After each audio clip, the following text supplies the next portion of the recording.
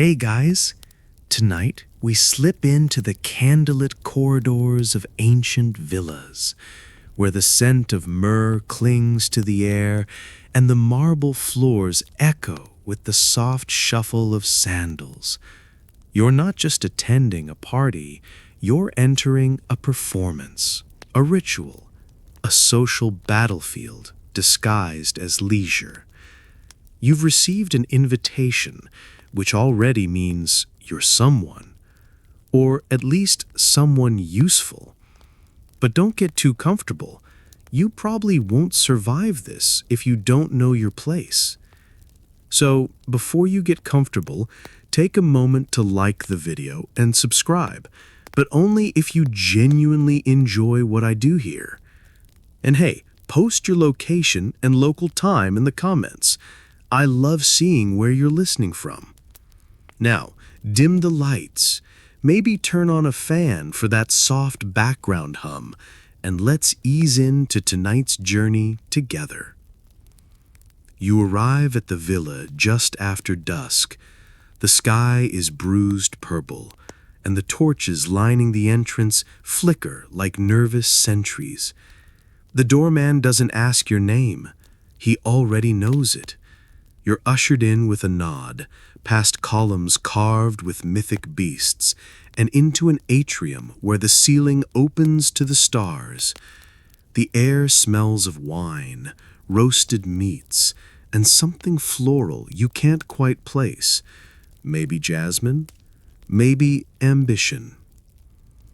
The guest list is curated like a mosaic, each piece placed with intention. You're seated not by whim, but by rank. Proximity to the host signals your political weight.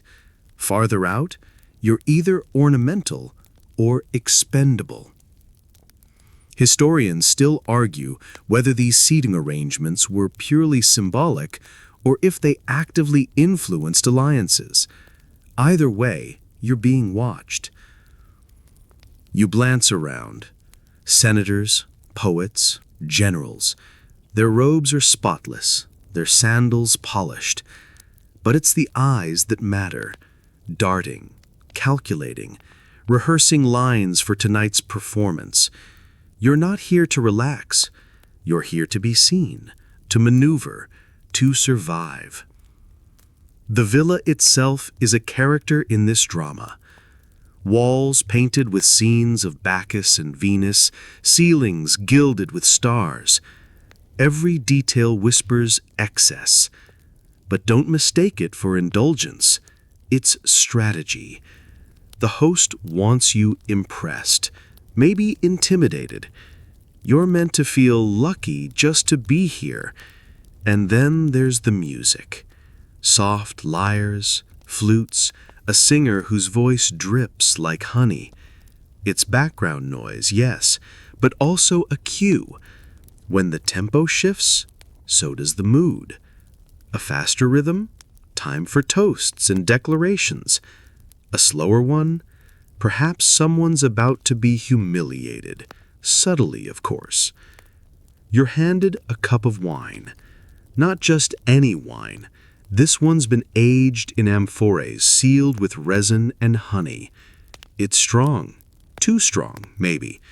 But that's the point. The wine loosens tongues, blur boundaries. It's the lubricant of Roman diplomacy. You sip, and the warmth spreads. You're ready to play your part. But don't forget the rules. You don't speak out of turn. You don't interrupt a senator mid-anecdote, even if it's about his pet peacock. You laugh when expected, nod when required, and never, ever mention politics unless invited, and even then, tread lightly. One wrong word and you'll find yourself uninvited next time. Or worse, remembered.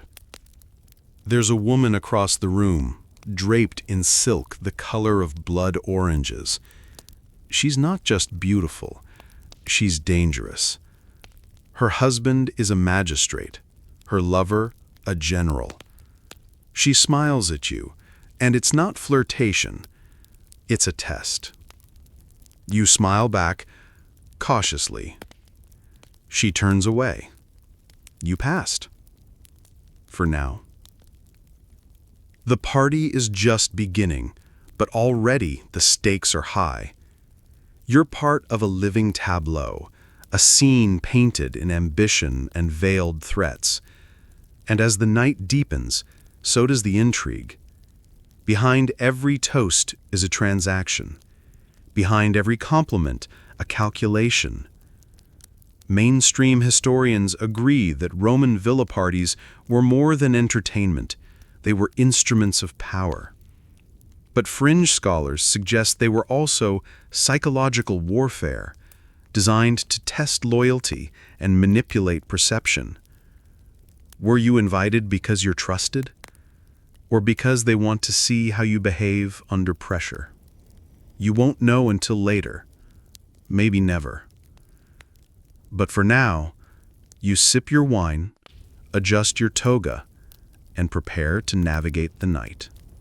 You swirl the wine in your goblet, watching the deep red cling to the sides like secrets refusing to let go.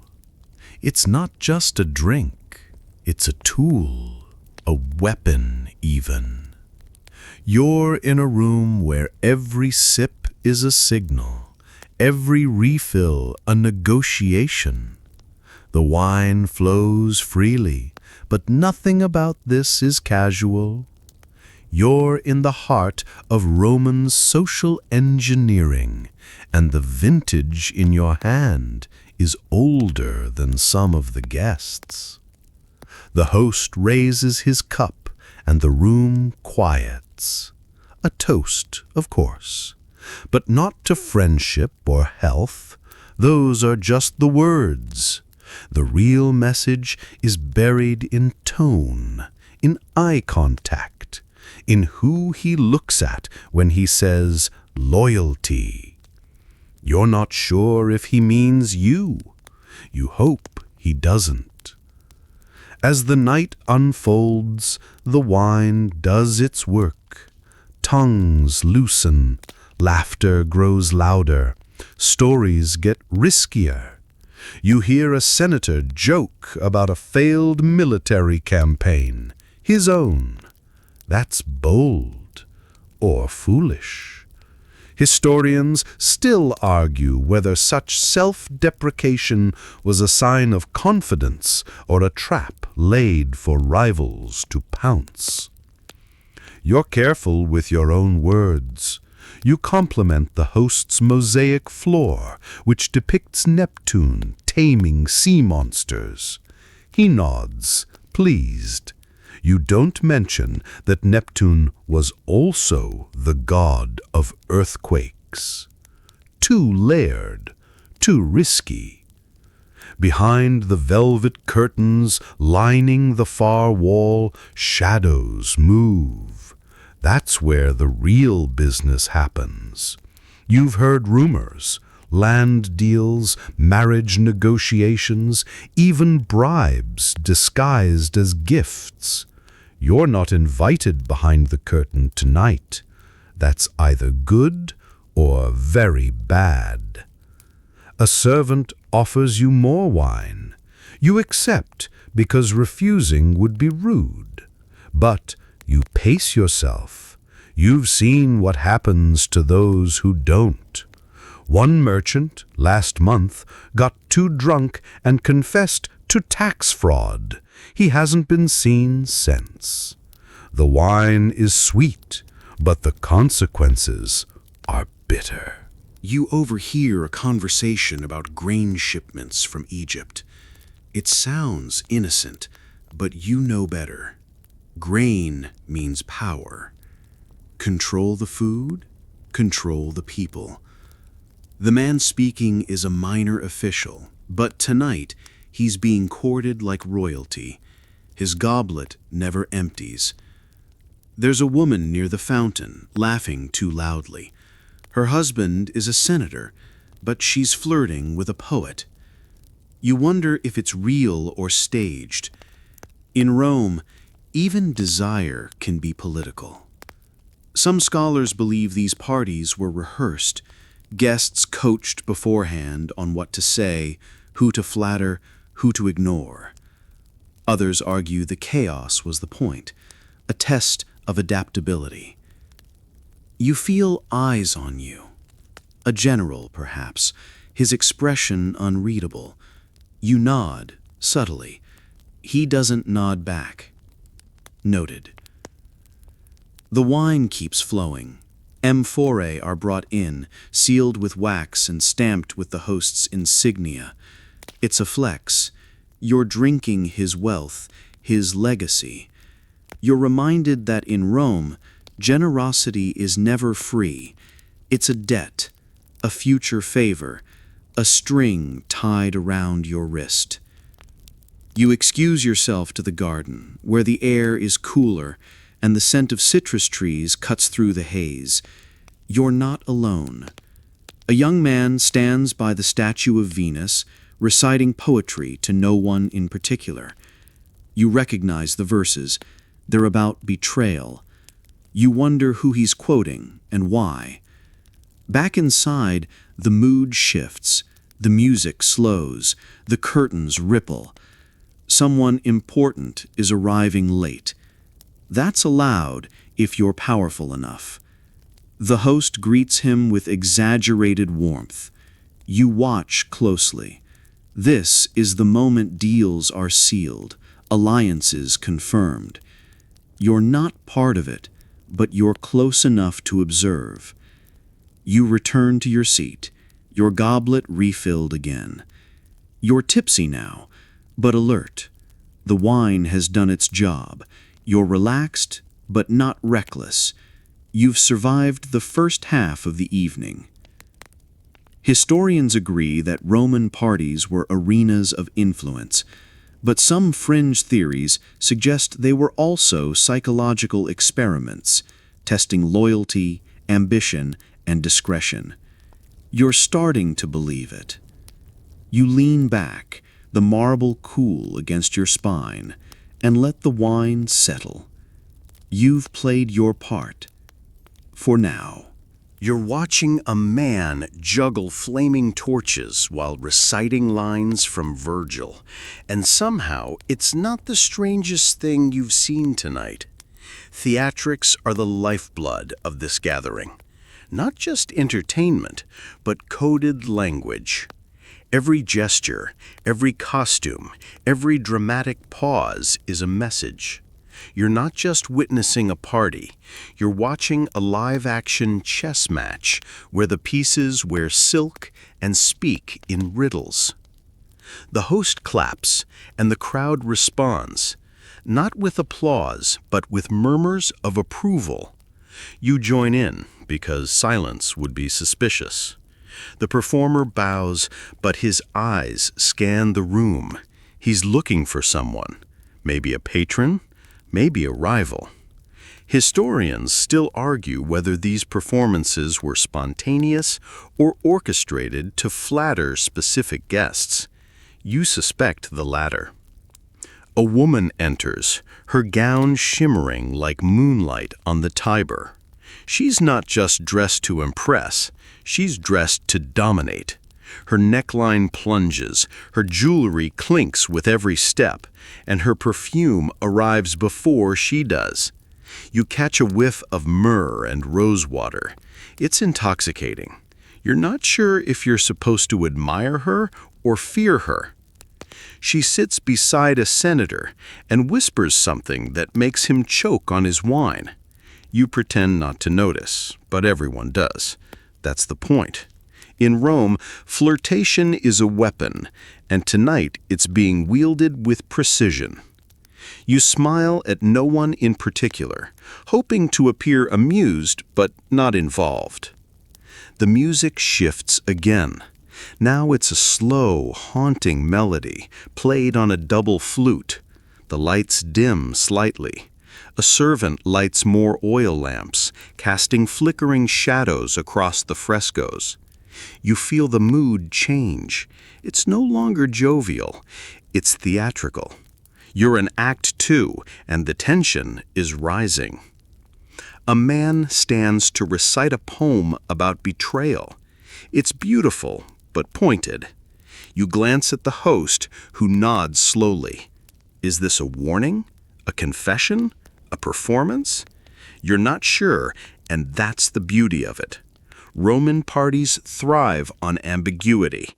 You're meant to interpret, to guess, to react. You notice a group of younger guests mimicking the older ones, laughing at the right moments, sipping wine with practiced elegance. They're learning the script. You were one of them once. Now, you're part of the cast, maybe even a supporting role. A servant spills wine on a senator's robe. The room freezes. The senator glares, but says nothing. The servant bows deeply, trembling. You wonder if this is part of the show. Some fringe historians believe servants were sometimes used to provoke reactions, test temperaments, or distract from more important moments. You wouldn't be surprised.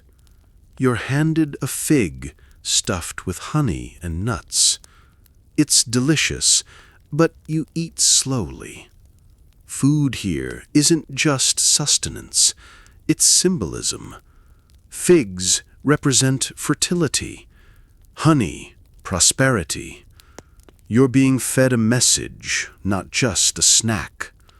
The woman in moonlight stands again, this time to sing. Her voice is low, sultry, and the lyrics are about forbidden love. You glance around. Some guests look uncomfortable, others enchanted. You're somewhere in between.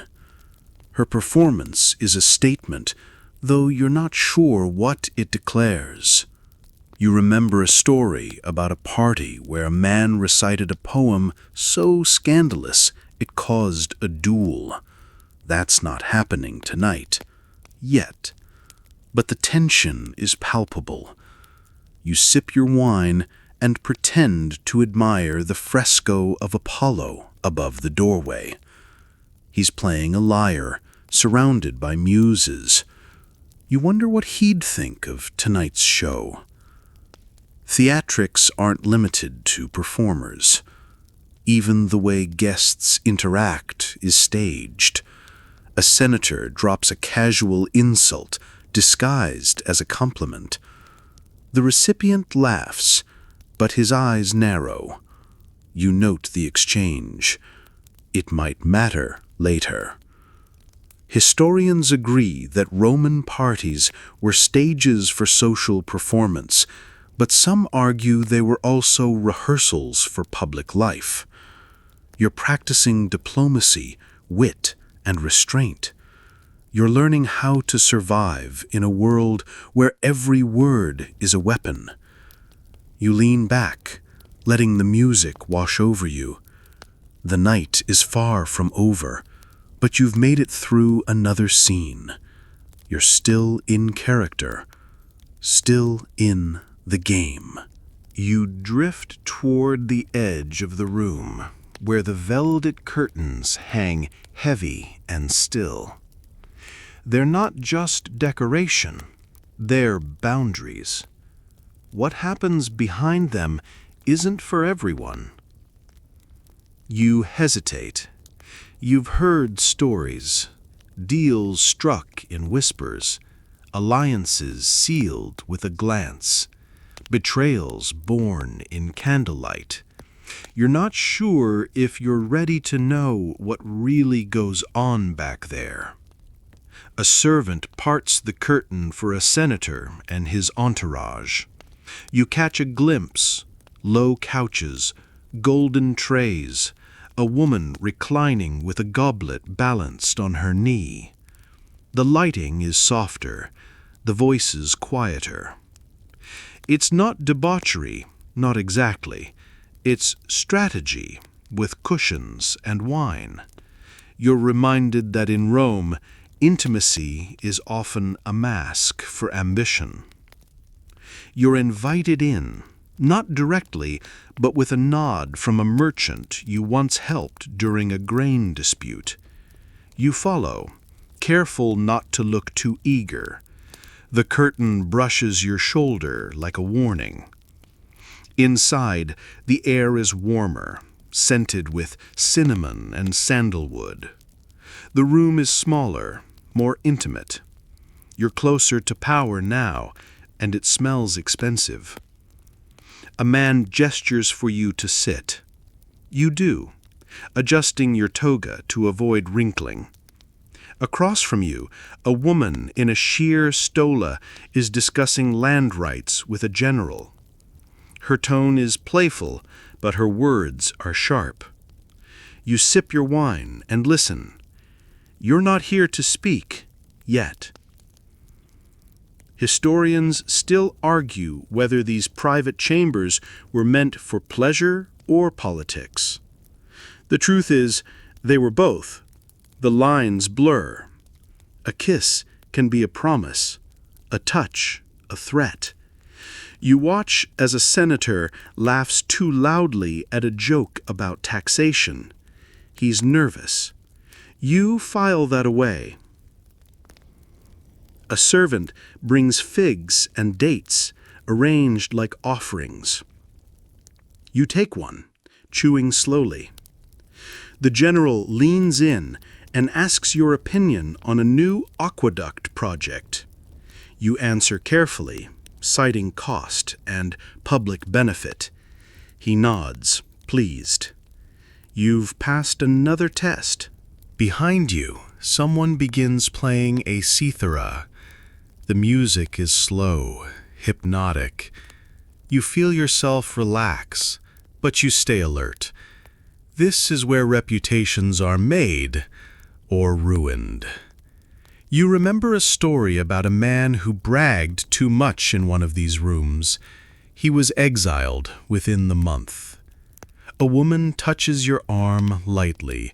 Her nails are painted with crushed beetle shells, shimmering in the lamplight.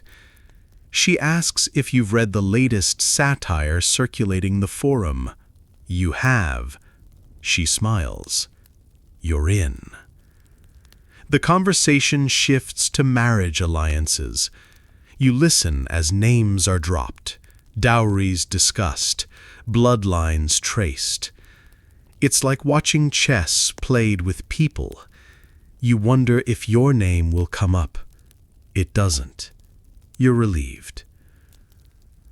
Someone mentions the Vestal Virgins. The room quiets. Their power is respected, their purity feared. A merchant jokes about trying to bribe one.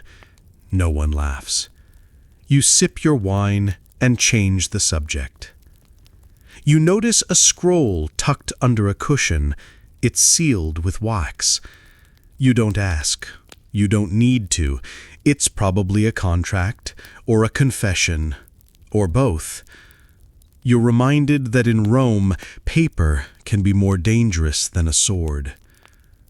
The general stands and stretches. He's done for the night. Others follow. You rise, bow slightly, and exit the chamber. The curtain closes behind you with a soft thud. You're back in the main room, but you're different now. You've seen behind the drapes. You've survived. Historians agree that these hidden rooms were crucibles of influence. Fringe scholars suggest they were also psychological sanctuaries, places where masks could slip, if only briefly. You're not sure. You just know you'll be invited again. You return to your seat, your goblet refilled. The music swells, the party continues. But you've crossed a threshold. You're no longer just a guest. You're part of the machinery. You blink, and suddenly you're in medieval England. The torches are gone, replaced by rushlights and smoky hearths. The marble floors have turned to timber, and the silk curtains to woolen tapestries. But the theater of status, oh, it's still here, just stitched into every seam of your clothing. You're standing in a manor hall, adjusting the folds of your houppelande. It's heavy, lined with fur and dyed a deep crimson, a color reserved for nobility. You're sweating, but you dare not remove it. Fashion here isn't about comfort, it's about survival. One wrong fabric, and you're either fined or flogged. Sumptuary laws ruled this world. You can't wear ermine unless you're a duke. You can't wear purple unless you're royalty. Even the shape of your shoes is regulated. You glance down at your poulaines, those absurdly long, pointy shoes, and wonder how anyone ran in these. They didn't. That was the point. Historians agree that medieval fashion was a rigid social code, but some argue it was also a form of rebellion. Fringe scholars point to peasants who dyed their tunics illegally, or merchants who wore silk under their cloaks, defying the hierarchy in secret. You wonder if your undergarments are technically treasonous.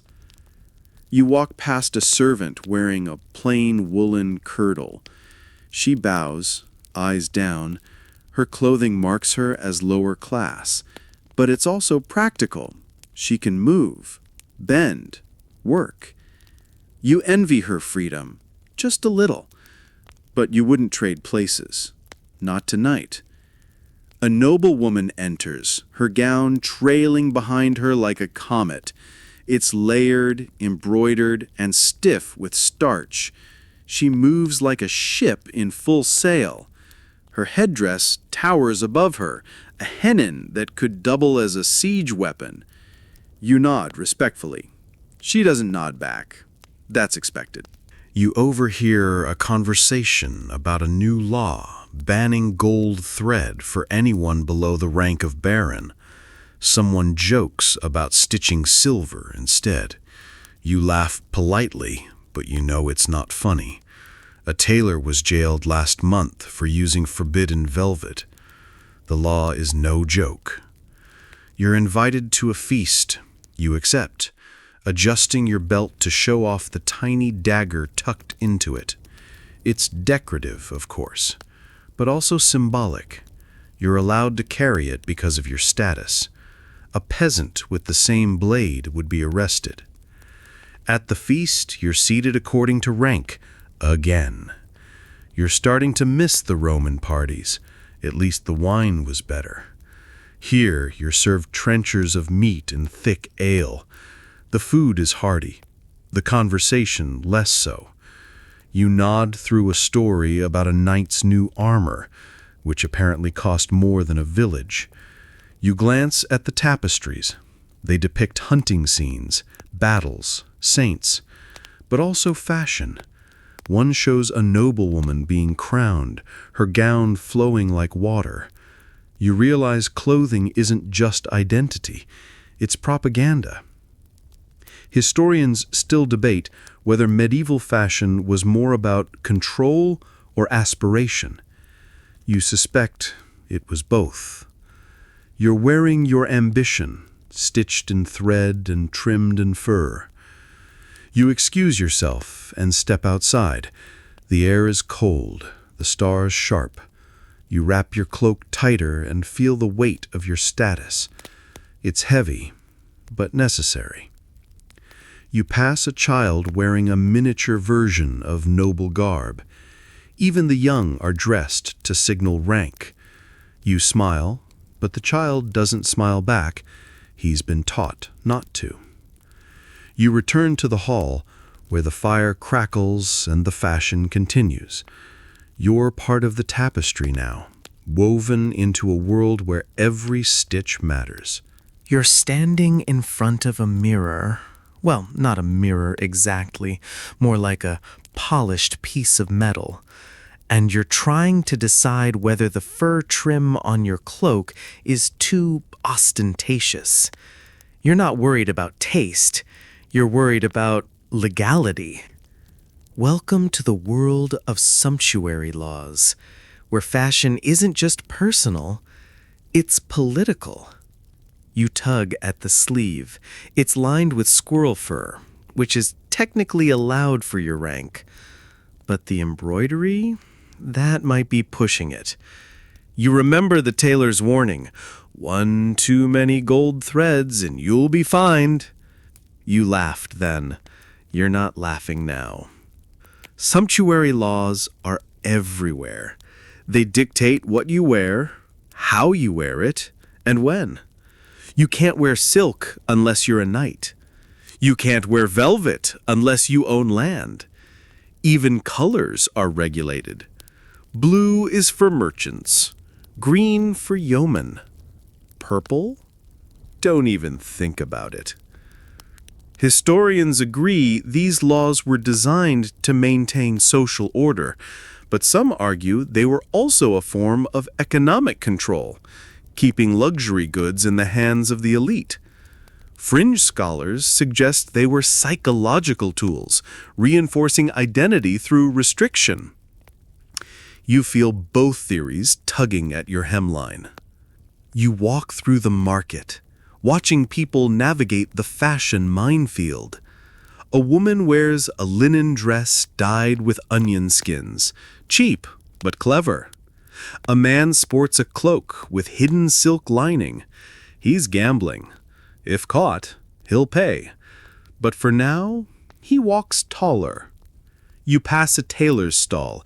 He's selling legal garments. Plain, dull, safe. You nod politely, but you don't stop. You're looking for something with flair, something that says, I know the rules and how to bend them. You find a pair of shoes with brass buckles. Technically allowed, barely. You buy them, feeling rebellious. You'll wear them to the next feast and see who notices. At the feast, you scan the room. Nobles flaunt their wealth, fur-lined sleeves, jeweled belts, towering headdresses. But even they tread carefully. One wrong accessory, and the king's steward might take note. You sip your ale and adjust your cloak, making sure the embroidery stays hidden. A bard sings a song about a merchant who wore ermine and was flogged in the square. Everyone laughs. You don't. You know it's based on a true story. You overhear a conversation about a new law banning feathers for anyone below the rank of earl. Someone jokes about using a straw instead. You smile, but you know the enforcement is real. Last week, a milliner was fined for selling aspirational hats. Historians still debate whether these laws were effective. Some say they reinforced class divisions. Others argue they sparked creativity. People found ways to express themselves within the rules. You think both are true. You've seen peasants wear patched garments with pride, and nobles hide forbidden silk under layers of wool. You step outside, the night air crisp. You pass a group of children playing. One wears a tunic too fine for his station. You wonder if his parents are ambitious or reckless. You return to your manor, where your wardrobe is both armor and liability. You sort through your garments, separating the legal from the questionable. You keep the squirrel fur. You hide the gold thread. You lie down, the weight of your cloak still on your shoulders. You dream of a world where fashion is freedom. But for now, it's law. You're walking through a great hall, and the sound of metal echoes with every step. It's not the clatter of weapons, it's fashion. You're wearing armor, but not for battle. Tonight, it's for display. Welcome to the medieval paradox, where steel is style and protection is prestige. Your breastplate gleams under torchlight, polished to a mirror finish. It's etched with vines and lions, symbols of your house, yes, but also of your wealth. You're not expecting a fight, you're expecting admiration. Maybe envy, maybe both. Historians agree that armor in the late Middle Ages was as much about status as survival. Knights wore suits that cost more than a peasant's lifetime earnings. But fringe scholars argue that some armor was deliberately impractical, designed to impress, not protect.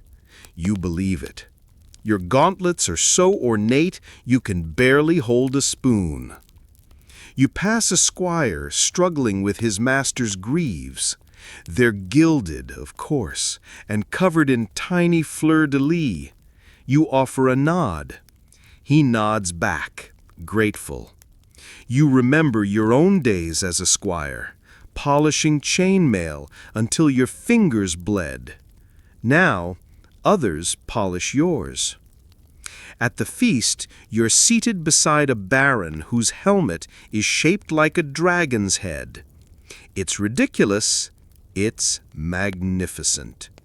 You compliment it. He grunts approval. You're in.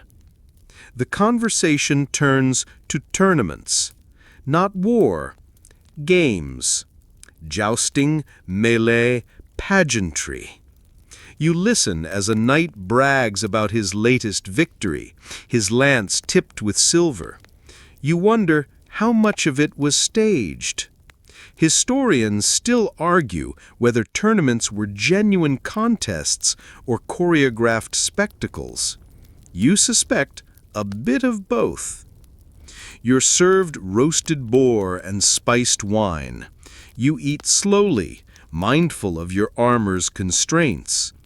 A servant offers to loosen your cuirass. You decline. You're uncomfortable, but regal. That's the point. Across the hall, a lady wears a gown embroidered with chainmail patterns. She's not a warrior, but she's signaling something. Strength, perhaps, or alliance. You nod. She nods back. Message received. You excuse yourself and walk the perimeter of the hall. Your armor clinks with every step. People notice. That's the goal.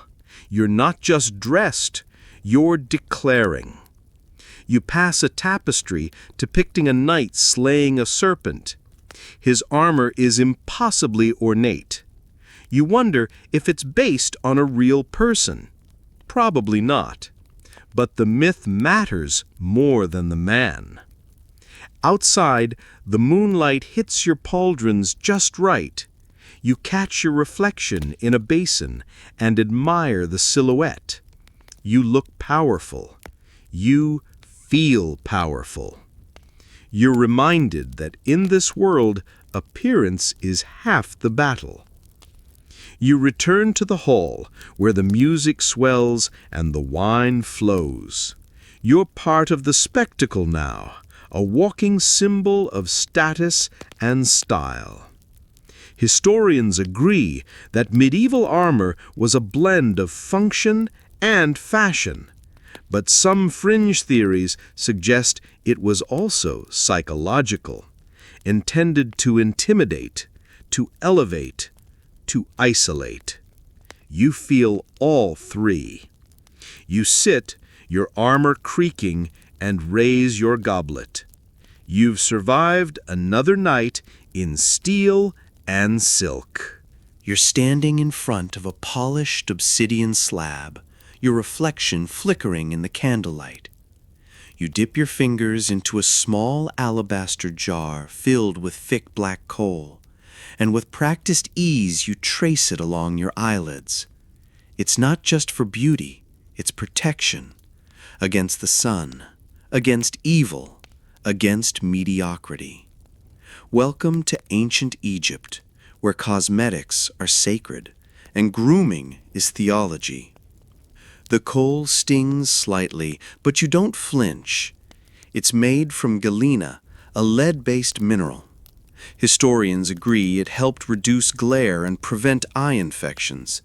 But fringe scholars suggest it also served as a spiritual shield, warding off the evil eye. You feel safer already. You reach for a pot of red ochre, dabbing it onto your cheeks and lips. The color is bold, vibrant, divine. It's the shade of life, of blood, of power. You're not just painting your face, you're aligning yourself with Hathor, goddess of love and joy. You smile. She'd approve. The room smells of frankincense and lotus. You've already bathed in scented oils, shaved your body smooth, and rubbed your skin with unguents made from honey and animal fat. You're glowing. Literally, your skin catches the light like polished gold. You're ready. Historians agree that beauty rituals in Egypt were deeply tied to religion and status. But some fringe theories suggest they were also political, used to signal allegiance, seduction, and superiority. You glance at your neighbor whose eyeliner is smudged. Amateur. You adjust your wig, made from human hair and palm fibers. It's heavy, but regal. Your real hair is shaved beneath it. Cleanliness is divine. You remember the story of a priest who was expelled for having dandruff. You checked twice this morning. You're invited to a gathering at a noble's home.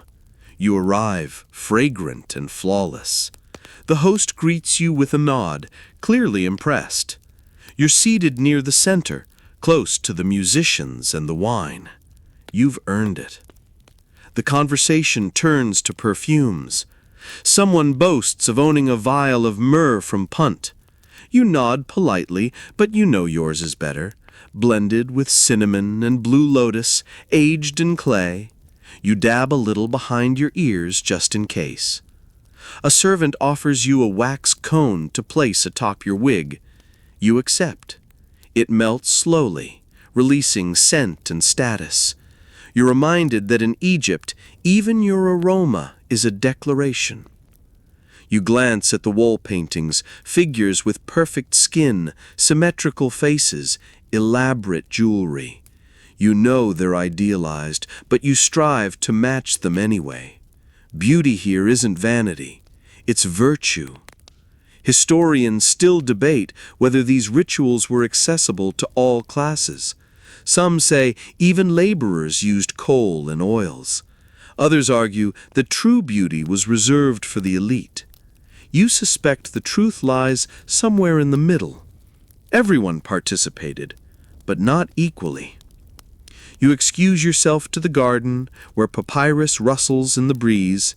You reapply your eyeliner, just a touch. You're not vain, you're vigilant. You return to the gathering, where the music swells and the wine flows. You're part of the divine tapestry now, a living embodiment of grace and intention. You lie down later, your skin still fragrant, your wig carefully stored. You've honored the gods. You've honored yourself. You're sitting cross-legged on a woven mat, and a servant is gently placing a wax cone atop your wig.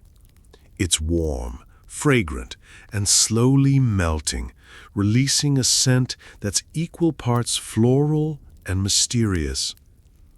You're not just perfuming yourself, you're participating in a ritual older than most pyramids.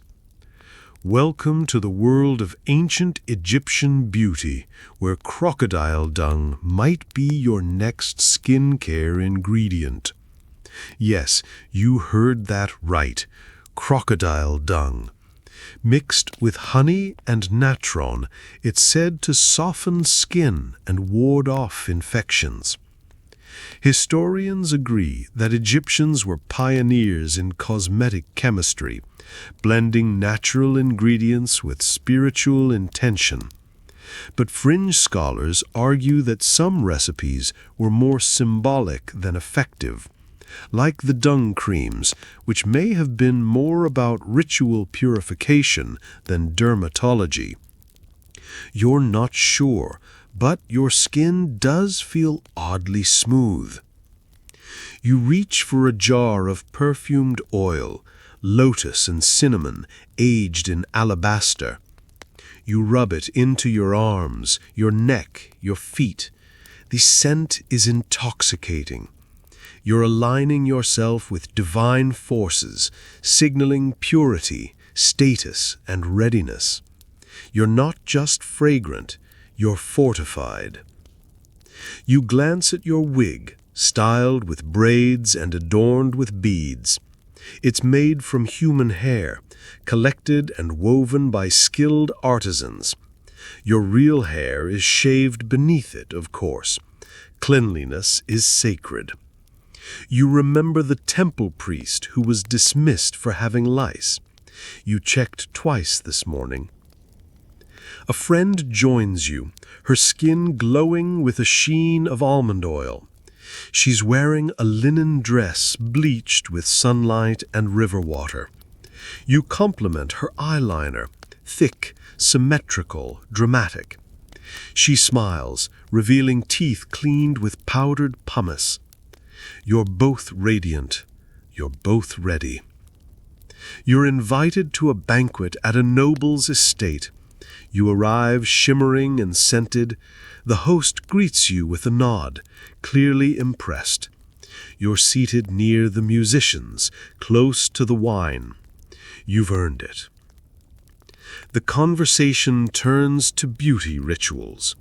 Someone boasts of using crushed carob pods for exfoliation. Another mentions a face mask made from sour milk and clay. You nod politely, but you know your regimen is superior. You've mastered the balance of science and spirituality. You're served figs, dates, and honey cakes. You eat slowly, mindful of your appearance. Even chewing is a performance. You sip wine from a faience cup, careful not to smudge your lip pigment. You're flawless. You're focused. Historians still debate whether these rituals were universal. Some say even laborers used coal and oils. Others argue that true beauty was reserved for the elite. You suspect the truth lies somewhere in the middle. Everyone participated, but not equally. You excuse yourself to the garden, where papyrus rustles in the breeze. You reapply your eyeliner, just a touch. You're not vain, you're vigilant. You return to the gathering, where the music swells and the wine flows. You're part of the divine tapestry now, a living embodiment of grace and intention. Later, you lie down on a reed mat, your skin still fragrant, your wig carefully stored. You've honored the gods, you've honored yourself. And yes, you'll probably try the crocodile cream again. Just maybe not tomorrow. You're standing in front of a low table covered in alabaster jars, bronze tweezers, and bundles of reeds. It's your grooming hour, and the stakes are high. In ancient Egypt, beauty isn't just about looking good, it's about aligning with cosmic order. You dip your fingers into a jar of scented oil and begin the ritual. Smooth, fragrant, divine. You're not just preparing your body, you're preparing your soul.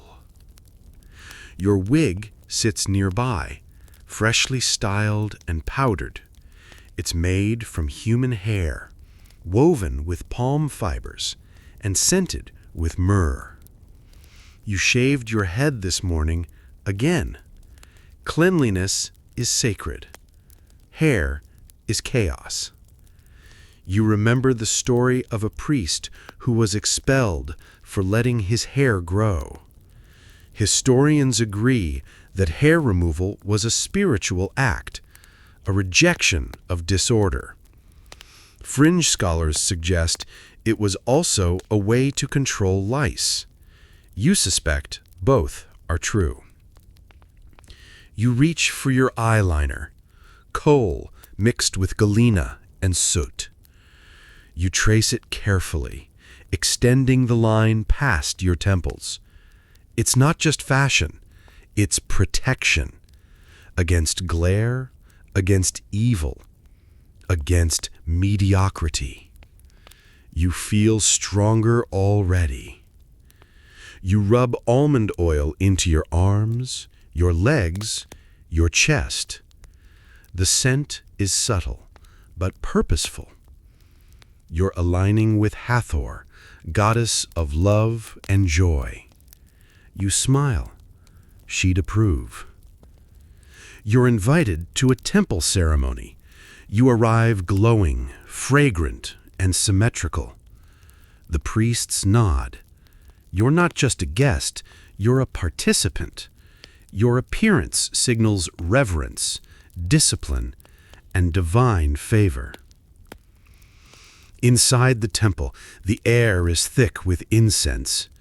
You kneel before a statue of Isis, your skin gleaming in the torchlight. You offer a sprig of lotus and a prayer. You're not just beautiful, you're blessed. Later, you join a gathering by the Nile. The breeze is warm, the water shimmering. You sip wine and listen to music played on lyres and flutes. You're surrounded by others who've bathed, shaved, scented, and painted. You're part of a living mosaic. You overhear a conversation about a new face mask made from sour milk and clay. Someone swears it cured their wrinkles. Another mentions a perfume blended with blue lotus and cinnamon. You nod politely, but you know your regimen is superior. You've mastered the balance of science and spirituality. Historians still debate whether these rituals were universal. Some say even laborers used coal and oils. Others argue that true beauty was reserved for the elite. You suspect the truth lies somewhere in the middle. Everyone participated, but not equally. You excuse yourself to reapply your lip pigment, red ochre mixed with beeswax. You're not vain, you're vigilant. You return to the gathering where the music swells and the wine flows. You're part of the divine tapestry now, a living embodiment of grace and intention. Later, you lie down on a reed mat, your skin still fragrant, your wig carefully stored. You've honored the gods, you've honored yourself. And tomorrow, you'll do it all again, because in Egypt, beauty is eternal. You're standing at the edge of a marble courtyard, staring into the flickering flame that never dies. It's the sacred fire of Vesta, goddess of the hearth, and you're one of the few allowed near it. You're a Vestal virgin now, chosen, cloaked, and bound by a vow that will last 30 years. You're not just a priestess, you're a symbol, a paradox, a living promise. Your white robes rustle as you move, the folds heavy with meaning, purity, discipline, power. You're escorted by guards, but not for protection, for surveillance. You're revered, yes, but also watched, closely, constantly. Historians agree that Vestal virgins held immense status in Roman society. They could own property, pardon prisoners, and sit in places reserved for senators. But fringe scholars argue that their power was performative, granted only as long as they remained untouched. You feel both truths pressing against your skin. You remember the selection ceremony. You were chosen at age 6, plucked from your family, your future rewritten. The Pontifex Maximus touched your forehead and declared you sacred. You didn't understand then. You do now. You walk past the temple's inner sanctum, where the eternal flame burns. It's your duty to keep it alive. If it goes out, Rome itself is said to be in danger. You've seen the panic when it flickers. You've seen the punishment when it fails. You kneel and offer a prayer. Not just words, intentions. You're aligning yourself with divine order. You're a bridge between gods and mortals. You're also very, very alone. You're invited to a public ceremony. You arrive in full regalia, your veil draped just so. The crowd parts for you. Senators bow. Children stare. You're a celebrity, but untouchable. You smile gently, but never too wide. You're not here to charm. You're here to endure. You overhear a merchant whispering about your vow. He wonders what happens if you break it. You know the answer. Burial alive. No trial, no appeal. Just a pit, a loaf of bread, and silence. You walk past him without a glance. Historians still debate whether the punishment was ever truly carried out. Some say it was symbolic. Others point to records of executions. You don't care. You believe it.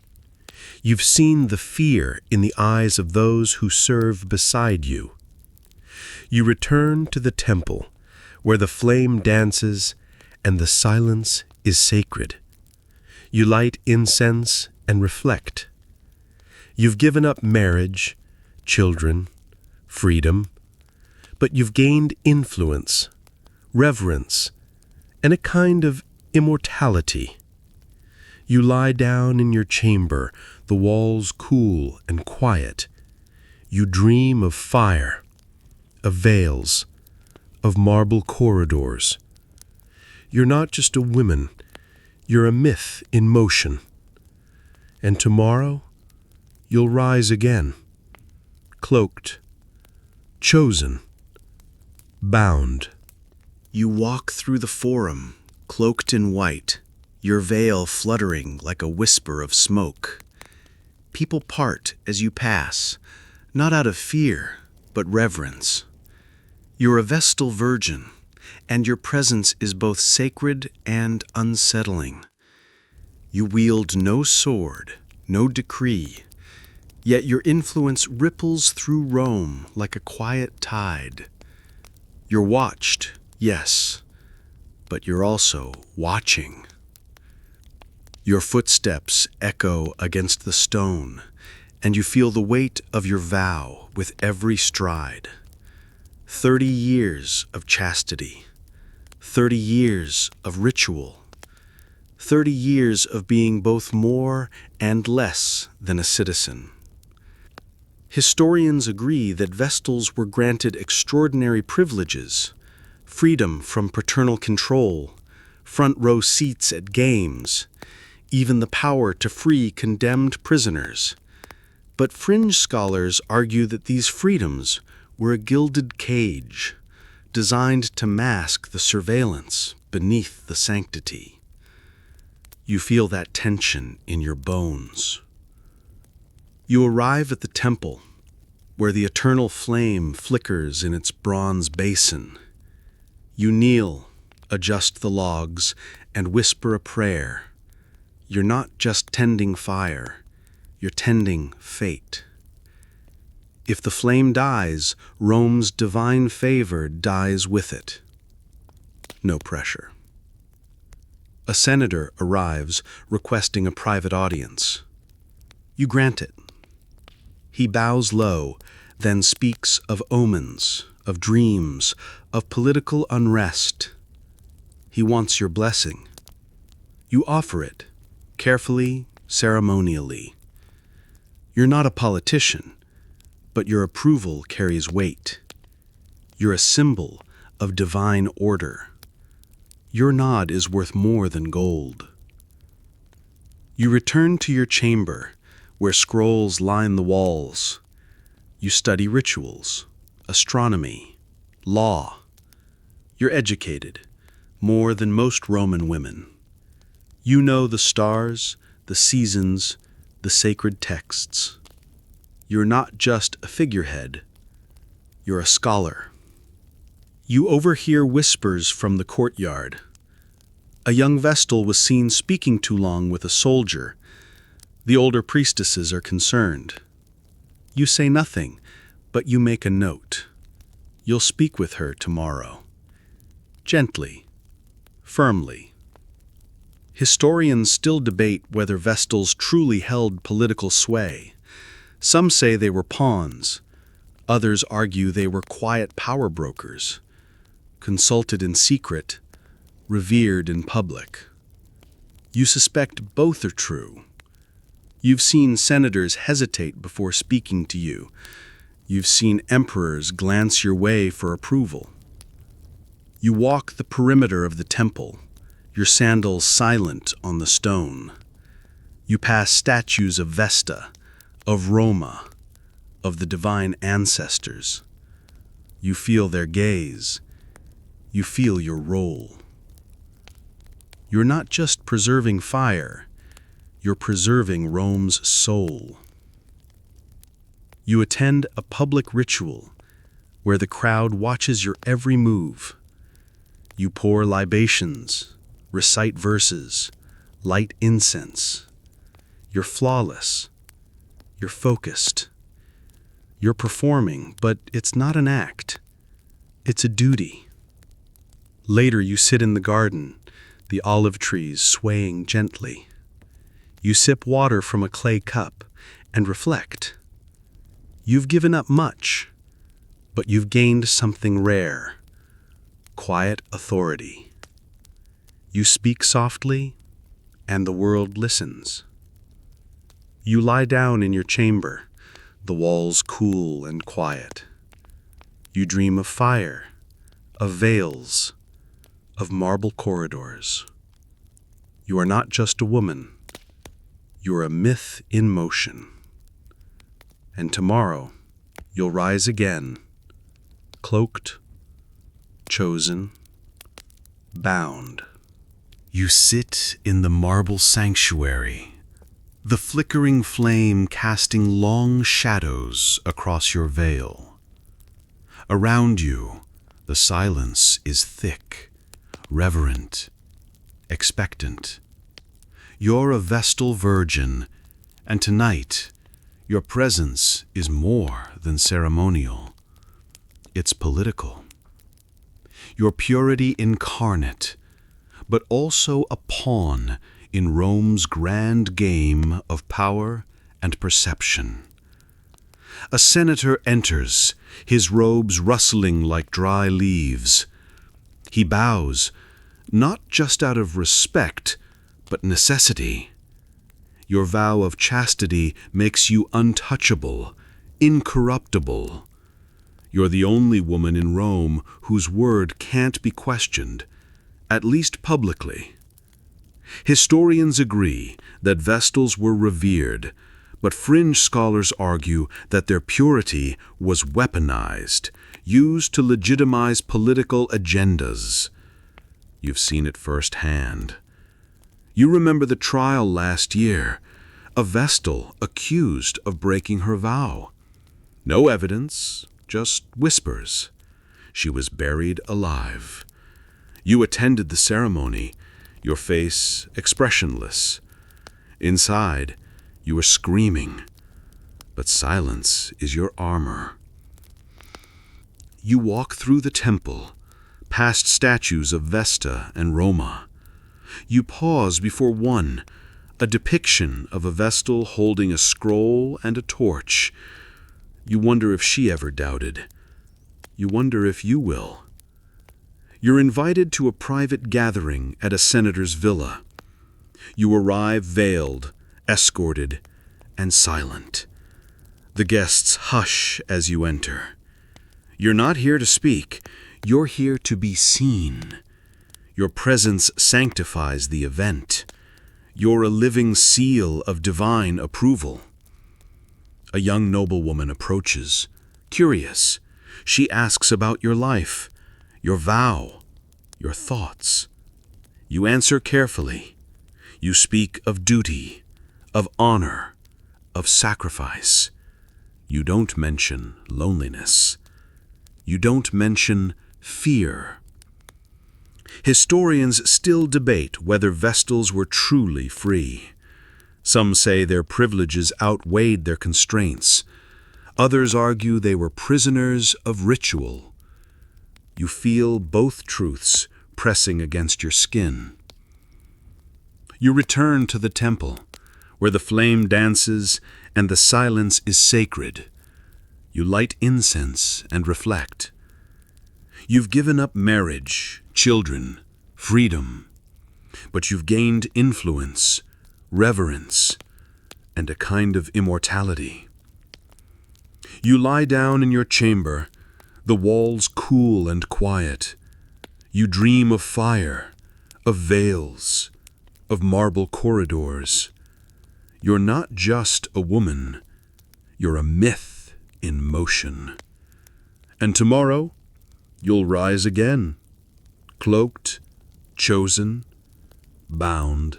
You trace your fingers along the edge of a tapestry, its threads worn but vibrant.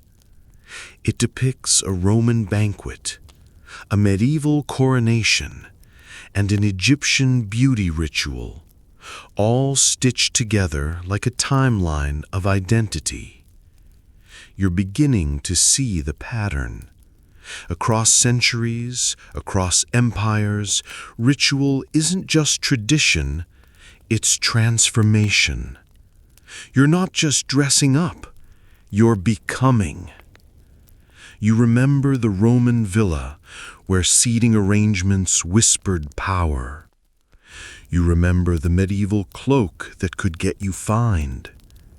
You remember the Egyptian eyeliner that protected your soul. Each moment was a performance, yes, but also a declaration. You were signaling who you were, who you weren't, and who you hoped to be. Historians agree that ritual shaped identity in ancient societies, but fringe scholars argue that these rituals were also tools of resistance, ways for the marginalized to assert presence, for the powerful to reinforce control. You've seen both sides. You've worn both masks. You walk through a gallery of artifacts, bronze mirrors, jeweled belts, wax cones, ceremonial daggers. Each item tells a story. Each item was once held, worn, used. You imagine the hands that touched them, the intentions behind them, the identities they helped construct. You pause before a suit of medieval armor, etched with vines and lions. You remember the knight who wore it, not for battle, but for status. You remember the clink of metal in the banquet hall, the way it silenced the room. You smile. You understand now. You move to a display of Egyptian cosmetics, Coal jars, pigment palettes, perfumed oils. You remember the ritual, the precision, the divine alignment. You remember the scent of lotus and the weight of your wig. You inhale deeply. The memory lingers. You glance at a Roman fresco, guests reclining, wine flowing, eyes calculating.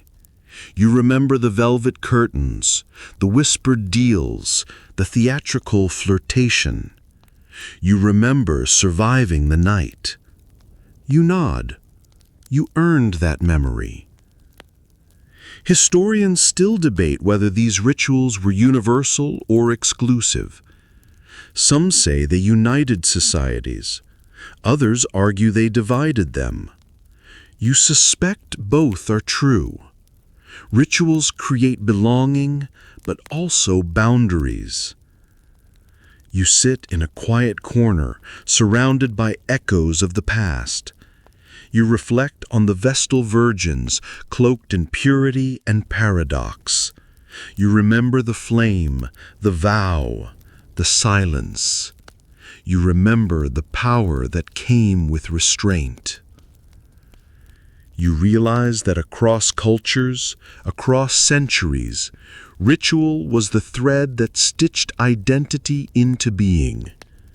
Whether through fashion, beauty, or ceremony, people found ways to say, "This is who I am," or at least, "This is who I must be."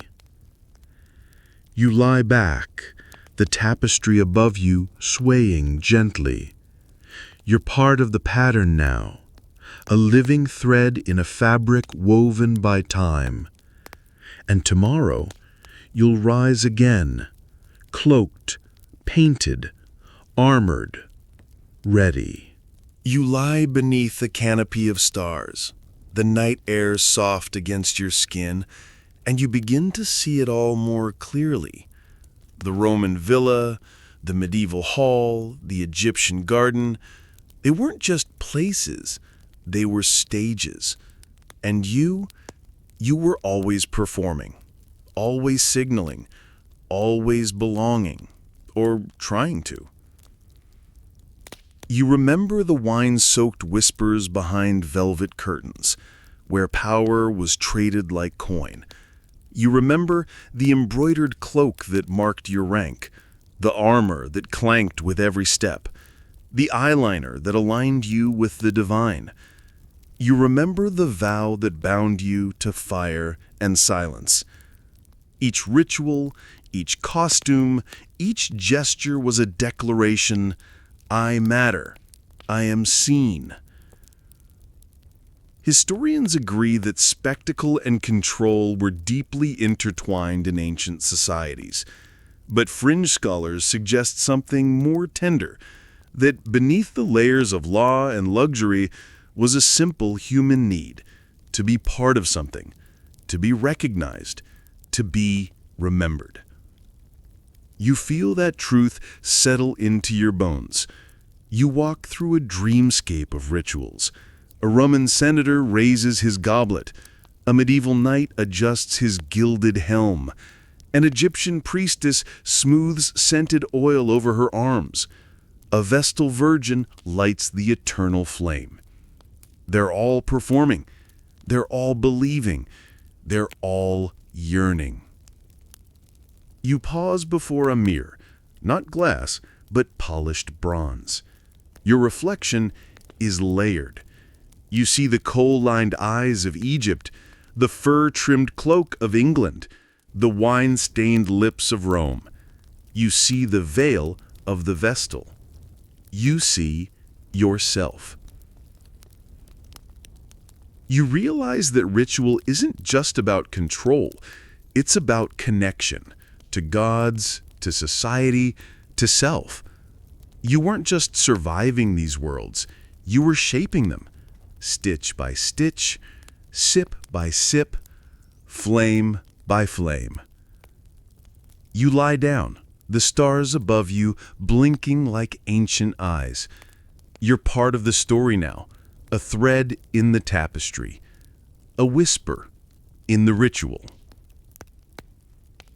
And tomorrow you'll rise again, cloaked, painted, armored, ready. The night deepens, and the echoes of ancient footsteps fade into the hush of your room. The marble halls, the perfumed gardens, the flickering flames, they dissolve gently, like incense smoke curling into the dark.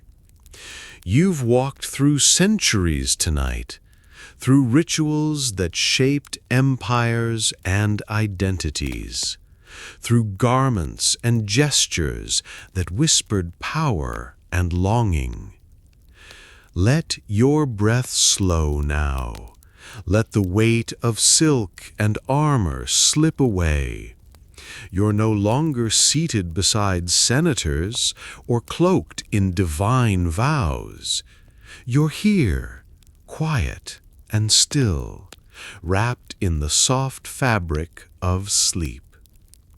The stories remain, tucked into the folds of memory, ready to return when you need them. You've seen how people across time reached for meaning, through beauty, through ceremony, through the simple act of being seen. And maybe, just maybe, you've found a little of that for yourself tonight. So, close your eyes. Let the background hum carry you. The flame still burns, the wine still flows, the stars still watch. But for now, you rest.